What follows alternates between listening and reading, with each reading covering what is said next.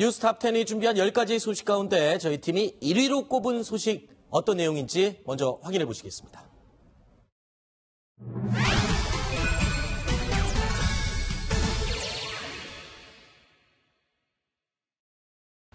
저는 오늘 이곳 현충원에서 애국을 생각합니다. 애국은 오늘의 대한민국을 있게 한 모든 것입니다. 국가를 위해 헌신한 한 분 한 분이 바로 대한민국입니다. 보수와 진보로 나눌 수도 없고 나누어지지도 않는 그 자체로 온전히 대한민국입니다.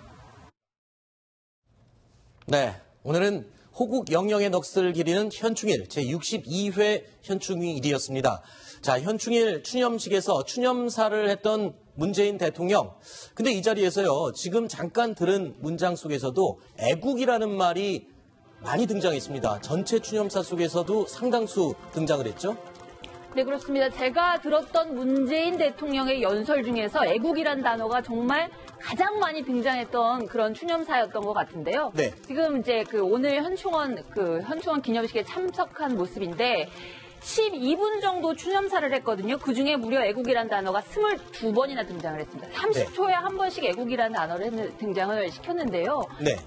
정말 나라를 지키기 위해서 피를 흘렸던 그 수많은 그 참전 용사들을 비롯해서 파독, 광부, 간호사, 그리고 청계천에서 일을 했던 여성 노동자들까지 포함해서 전부 나라를 위해서 헌신한 애국자다, 이런 표현을 하면서 정말 애국이란 단어가 정말 아주 많이 등장했던 그런 보기 드문 연설이었습니다. 소승숙 국장님은 어떻게 보셨습니까? 이 애국을 강조한 부분 어떤 속뜻이 담겨 있을까요? 결국 지금까지 보면 애국이라든지 태극기 이런 것은 마치 이제 보수 세력의 전유물인 것처럼 비쳤단 말입니다. 네. 사실 그런데 애국이나 태극기 이런 단어는 온 국민의 사실 가슴을 끓게 하는 단어거든요. 그러니까 문 대통령이 오늘 저 부분을 강조하는 것은 결국 하나된 대한민국을 만들겠다라는 그런 의지의 표현이다라고 저는 보고, 오늘 또 이제 쭉 설명을 하면서부터 독립운동가에서부터 파독, 광부, 간호사, 그리고 70년대의 여성 노동자들까지 전부 다 우리가 애국자다. 네. 이러면서 이제 결국 우리가 하나가 돼서 새로운 대한민국을 만들어야 된다. 네. 이런 의지를 강하게 좀 표현한 것이 아닌가 그렇게 봅니다. 네. 그리고 심정수 차장, 이번 추념사 속에서 보면 한국전쟁 또는 6.25 전쟁 이런 이야기를 언급하지 않고 문재인 대통령이 다른 표현으로 애둘러서 표현을 했다고요? 어떤 표현이었습니까? 그렇습니다. 저 이명박 박근혜 대통령 때는 전혀 볼 수 없었던 일인데 대북, 북한이라는 단어도 등장하지 않았습니다. 네. 38선이 휴전선으로 바뀌는 동안, 그러니까 1945년 8월 10일 해방 이후부터 휴전선으로 바뀌었던 그 휴전협정이 맺어진 1953년 7월까지 그 사이 동안 정말 여러 가지 전쟁이 있었고 6.25 전쟁, 남침 전쟁 이런 것들이 있었는데 그때 목숨을 바친 조국의 아들들이 있었다. 6.25 전쟁, 한국 전쟁 이런 단어를 쓰지 않았던 부분이 굉장히 인상적이었습니다. 네. 철원, 백마고지, 양구, 단장의 능선과 피해 능선, 이름 없던 산들이 용사들의 무덤이었다. 전쟁 동안에 그 많은 사람들이, 젊은이들이 피를 흘렸다는 얘기인데, 자, 과거 정부 보수 정권에서는 정말 6.25 전쟁이라는 단어를 특히 6월 같은 경우에는 아주 의식적으로 많이 썼었는데요. 북한에 대한 어떤 대화의 여지랄까요? 지금 새 정부의 어떤 남북 정책 기조가 달라지고 있음을 보여주는 그런 단적인 예라고 볼 수 있겠습니다. 자, 시대가 참 바뀌었다라는 느낌을 가질 수도 있는데, 사실 6월 보국 호운의 달 그러면, 호국 보훈의 달 그러면 이 반공, 6월 현충일, 그런 반공이라는 단어, 북한이라는 단어 당연히 등장할 것 같은데 이 표현을 애둘러 한 데도 의도가 있을 것 같아요. 그런 부분들이 지난번에 왜 정의용 국가안보실장이 미국에 갔다 오고 나서 맥마스터 미국 국가안보보좌관과 협의한 내용을 발표했지 않습니까? 네. 대북 제재와 함께 동시에 어떤 화해, 대화도 병행하는 것으로 미국과 의견 일치를 봤다. 이렇게 얘기를 했거든요.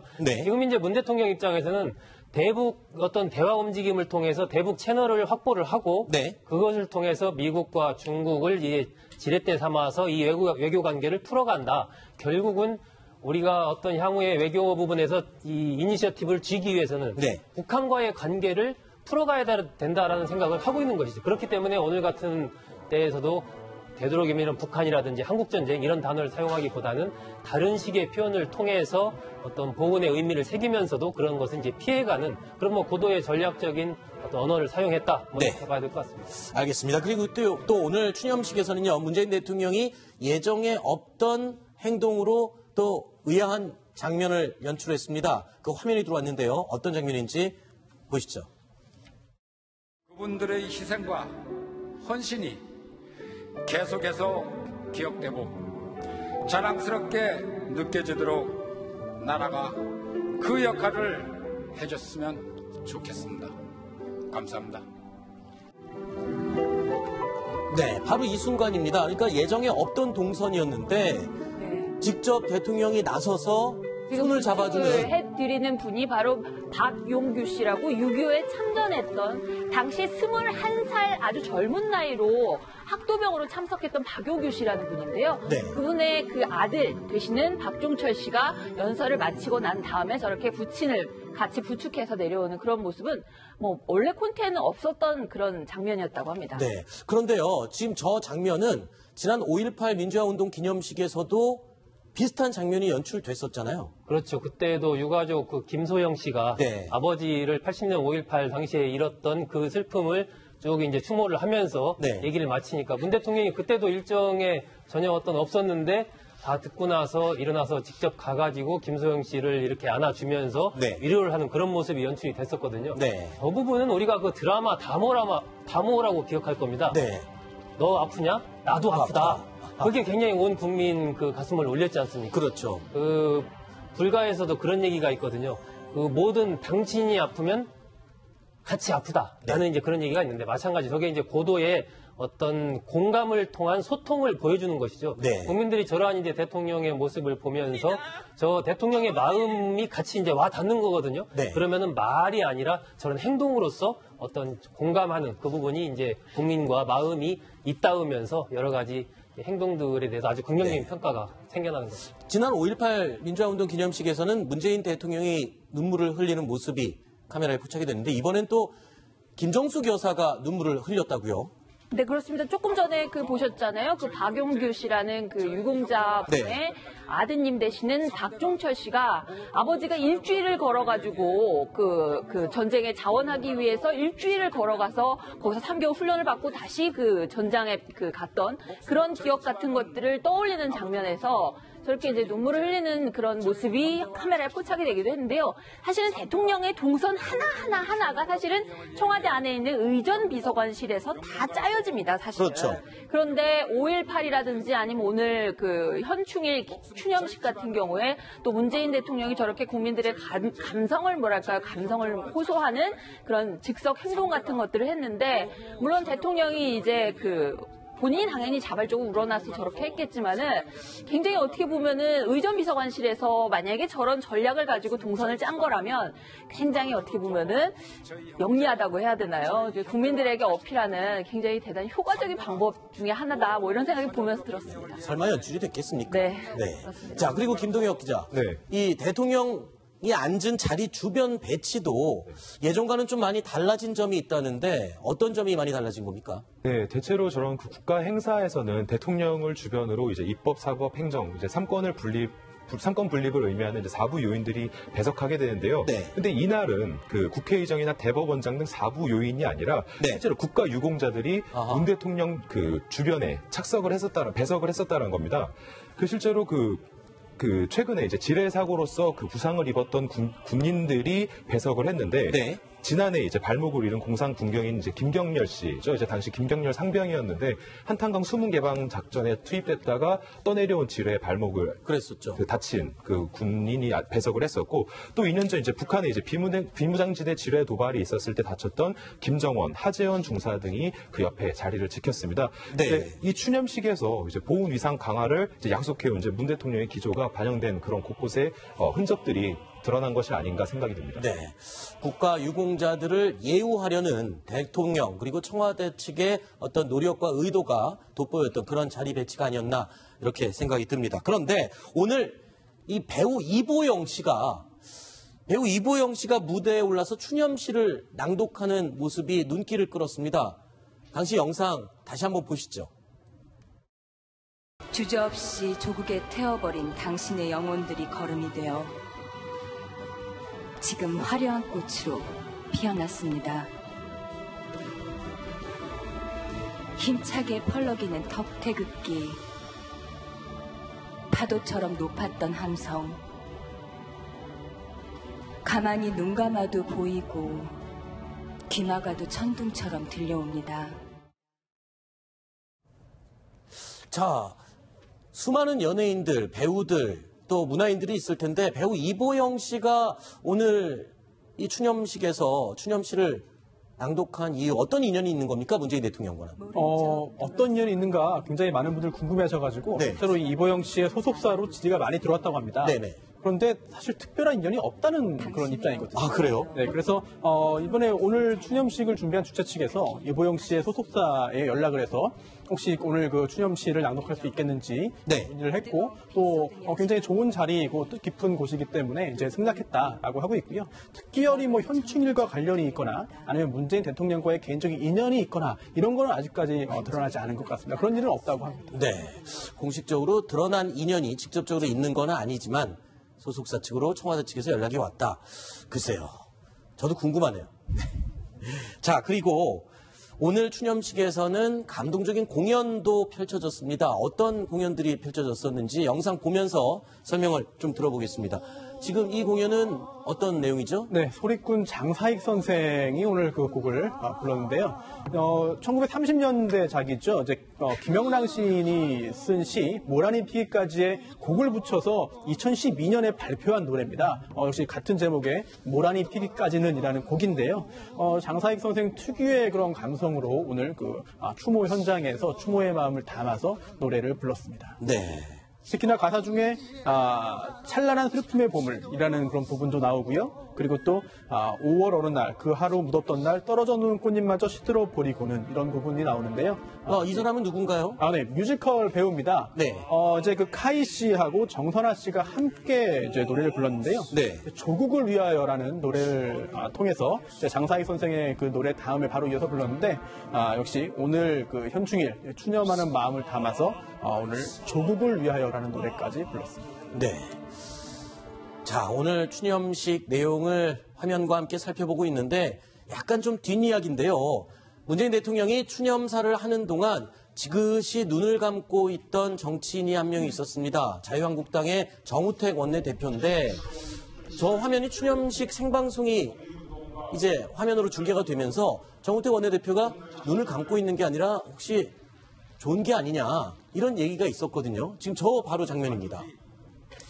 거의 문 대통령이 12분 이제 추념사를 하는 동안 아마 거의 그 내내 저런 표정으로 있었던 것 같아요. 그러니까 이제 뭐 네티즌들이 여러 가지 옆에 또 박주선 대표나 이제 추미애 대표와 비교하면서 막 글을 올리고 일부에서는 뭐 안보 정당 이렇게 하면서 안 쳐다보는 대표 뭐 이렇게까지 이제 얘기를 하던데 일단 저는 이제 그러한 논란이 일어나는 것 자체가 이 정우택 대표의 행동에 대해서 좀 문제가 있다. 그러니까 뭐 실제로 졸았는지 아니면 눈 감고서 그걸 들었는지 그건 뭐 다른 사람들은 잘 모르겠지만 왜 그 논란에 대해 논란이 됐냐면요. 사실은 지난 5.18 민주화운동 기념식에서도 정우택 원내대표가 비슷한 장면이 화면에 잡혔습니다. 혹시 그 내용은 혹시 화면이 준비가 돼 있나요? 근데 저 장면에서 저는 한 가지 또 걸렸던 게요. 그 양복 위쪽으로 단추를 다른 분들은 다 약간 경건한 자리이기 때문에 잠그고 있는데 이렇게 풀어헤치고 있는 장면도 약간 좀 보기는 좀 안 좋다는 생각이 들었습니다. 불편하다는 생각이 들었는데 그래서 눈을 감고 있는 모습을 졸음으로 인식한 게 아마도 그런 전반적인 겉으로 드러나는 그런 정우택 대표 모습 때문에 그런 것이 아닐까. 졸은 좋은 게 아닌가 뭐 이런. 자, 그런데 오늘 행사장에서 유승민 의원이 시위대로부터 항의를 받기도 했다는데요. 어떤 상황이었는지 저희가 영상이 또 준비되어 있습니다. 함께 보시죠. 대통령을 탄핵하는 거 웃습니다. 네가 임마 대통령을 등에 비수를 걸고도 웃습니다. 당신들 뭐야? 선생님 뭡니까? 내 시민이야. 난 당신들한테 하는 얘기 아니잖아. 저 유승민 야, 여기서 나 죽을 수도 있어. 네, 지금 지상욱 의원도 보이고 있고요. 저 시민을 말리고 있는 모습인데 이거 어떤 상황입니까? 네, 오늘 저 현충일 추념식에 참석하고 아마 가는 길인 것 같은데요.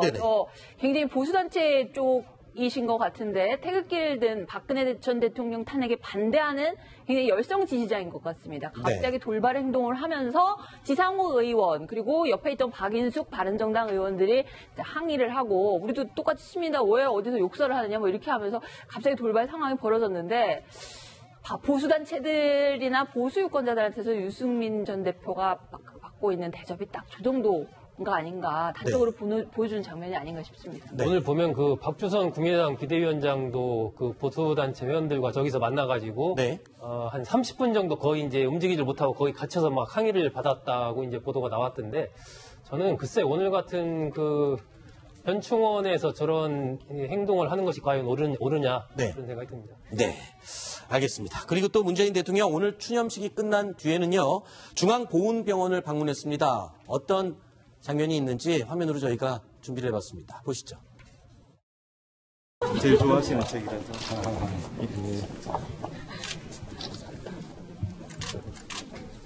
영광이겠어요. 많이 아프시겠습니까? 지금 해줄 수 있는 게 대화로 이론밖에 없으니까 찾아오셔서 힘이 되고 위로가 됩니다. 힘드실 텐데 그래도 뭐 욕먹지 마시고 꼭 좋아하십니다. 어머니 생각에 그래도 빨리 좋아져서 빨리 일어나야겠어요.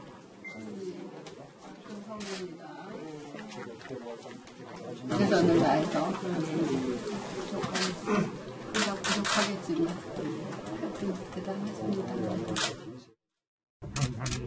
아유, 감사합니다. 제가 뭐 걱정해서 앉아서 인사드려요. 아이고, 제가 말씀 듣기로는 독립유공자시기도 하시고 또 유교 참전도 하시고 그죠? 그렇게 들었습니다.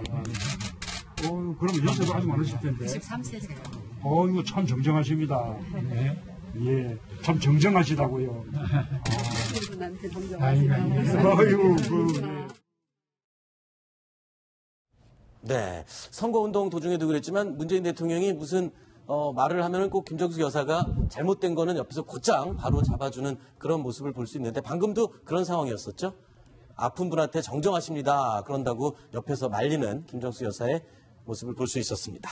자, 그리고 이낙연 총리가요, 또 오늘 6.25 참전용사의 댁을 직접 방문했는데 항상 낮은 자세로 임하는 모습이 이번에도 비춰졌다고요. 큰절을 했다고요. 네, 그렇습니다. 나라를 위해서 헌신한 유공자들을 정말 대접받는 세상을 만들겠다. 새 정부의 그 기조인데요. 이낙연 총리가 오늘 그 양천구의 임대빌라에 사시는 분이라고 합니다. 96세 되신 김몽익 할아버지 6.25 참전용사인데요. 1950년으로 돌아가면 당시 29살에 그 유격대로 그 자원 입대를 해서 6.25 전쟁을 치러내신 그런 분입니다. 큰 절을 올리는 장면이 지금 보여졌고요. 이런 헌신에 대해서 정말 보상하는 그런 정부가 되겠다. 사실 이거 진작에 보수 정부에서 오히려 했어야 되는 일이라고 생각합니다. 보훈처 같은 데를 장관급으로 격상을 한다고 오늘 대통령이 다시 한번 선언을 했는데 이게 당정청에서도 어제 합의가 된 일이거든요. 국회에서도 무난히 법으로 통과될 것 같은데요. 이거 진작에 보수 정부에서 했어야 될 일인데 왜 이제야 되는지 약간 안타깝다는 생각이 들었고 그나마 지금이라도 돼서 다행이라는 생각이 들었습니다. 네. 자, 뉴스탑10 지금 생방송으로 함께하고 계십니다. 1위 소식 살펴봤고요. 다음 두 번째, 세 번째 뉴스 2위, 3위 소식을 저희가 준비해봤습니다. 어떤 내용인지 확인해 보시죠.